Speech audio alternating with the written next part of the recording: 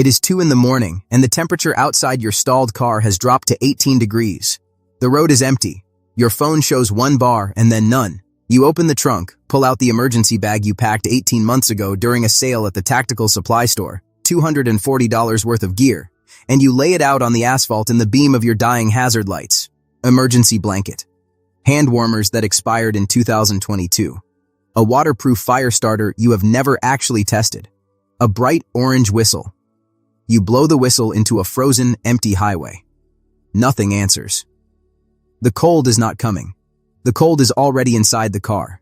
You can feel it pressing against your chest like a hand. Your fingers are stiff at the joints. Your breath clouds immediately and dissolves. And as you stand there in the dark with $240 of useless plastic scattered at your feet, 10 feet away in the gravel shoulder sits something your entire survival education told you to ignore. A discarded tire, split along one sidewall, half buried in gravel and dead leaves, left by someone who thought it was worthless. Tonight, it is not worthless. Tonight, it is the most important object within 3 miles of your location.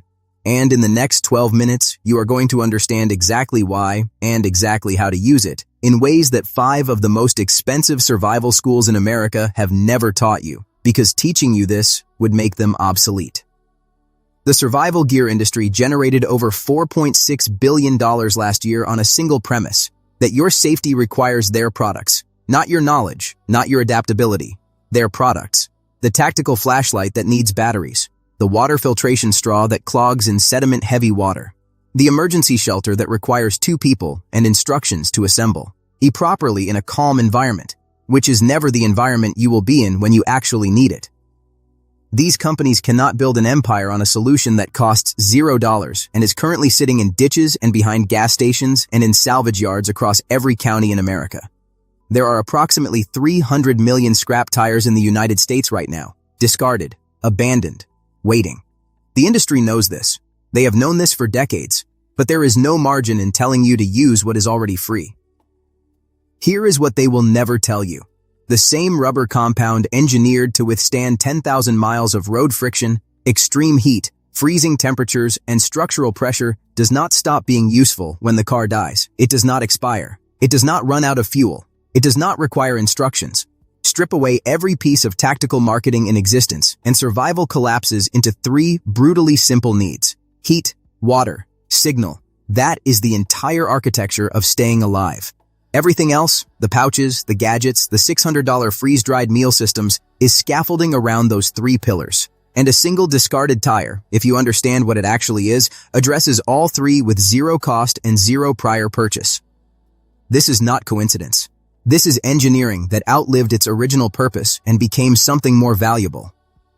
That tire sitting in the ditch next to your car is not trash.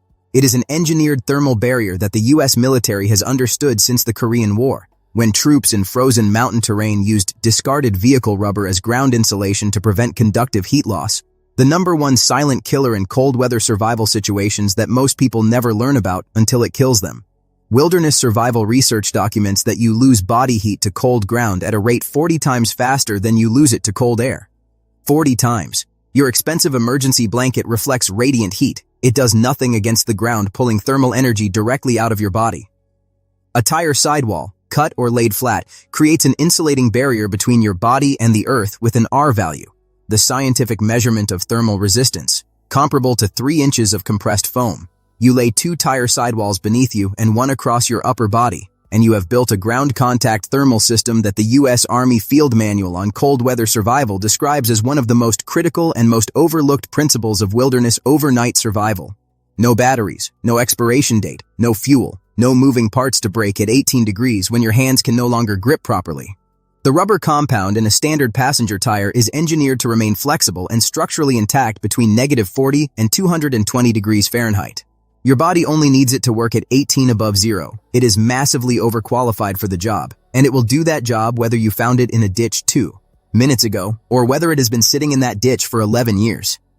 Your core temperature is stabilizing, and for the first time in 2 hours, the shaking in your hands begins to slow. The immediate threat, the one that was going to shut down your organs within 3 to 4 hours according to emergency medicine data, is now managed. And that is when survival doctrine delivers its cruelest truth. Solving the first problem reveals the second one. You are no longer dying from cold, but you have been out here for 6 hours. You have not had water. And dehydration in freezing temperatures is invisible. Your body does not signal thirst the way it does in heat, which means people in cold survival situations routinely become critically dehydrated without ever feeling thirsty, a phenomenon documented in military cold weather medical studies as cold-induced diuresis. Your body is losing fluid faster than you realize, and you are going to need water before rescue comes. A single passenger tire holds between 5 and 8 gallons of standing rainwater in its cavity when positioned correctly, and a man named Raymond, a 61-year-old former Army logistics specialist I met in a Baltimore encampment 7 winters ago, taught me exactly how to use that. Raymond had been living rough for 4 years. He knew things about water collection that no survival YouTube channel was teaching, because survival YouTube channels are sponsored by water filtration companies. Raymond was not sponsored by anyone. Raymond had kept himself alive through 3 consecutive brutal winters using methods that cost him exactly nothing. You position the tire vertically against a surface, a tree, a guardrail, the car itself, open end facing the sky at a slight angle. The interior cavity collects rain and snowmelt. The black rubber, which absorbs solar energy with extraordinary efficiency due to its carbon black chemical composition, accelerates snowmelt on contact even in temperatures slightly below freezing. In a survival situation with any precipitation at all, a single tire can collect enough water to maintain your hydration for 18 to 24 hours. You then use your emergency kit's water purification tablet, the one thing in that $240 bag that is actually useful, to treat it. The World Health Organization has documented rubber surface rainwater collection as a valid emergency water source when treated with approved chemical purification. This is not improvisation. This is documented survival methodology that costs you nothing because the tire already exists. The third secret is fire and signal, and this is where the tire becomes almost violent in its usefulness. The rubber compound in a tire contains carbon black, sulfur, and hydrocarbon chains that, when ignited, produce a thick, black smoke column visible for distances exceeding 25 miles under standard atmospheric conditions. The U.S. Coast Guard and the FAA both identify black smoke as a recognized international distress signal. A 12-inch section of tire sidewall, ignited with a ferro rod or lighter and placed in an open area away from combustibles, produces a signal column that search aircraft are trained to investigate.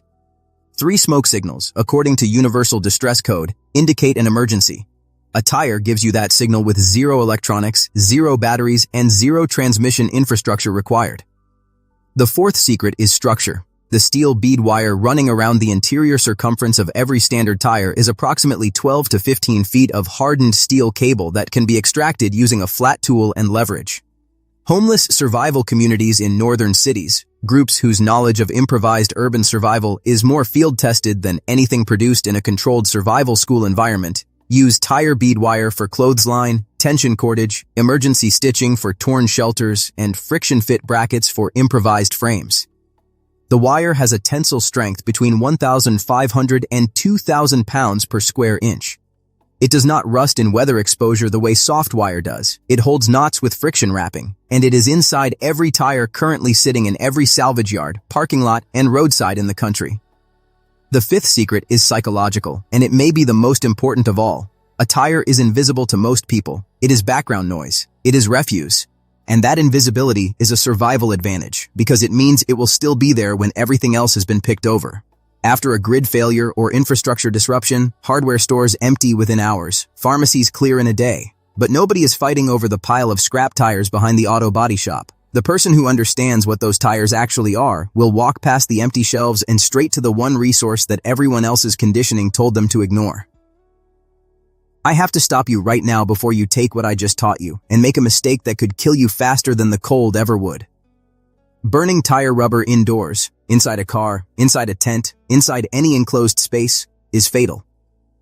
Tire combustion releases hydrogen cyanide, benzene, and polycyclic aromatic hydrocarbons. Exposure in a confined space causes rapid respiratory failure and neurological shutdown.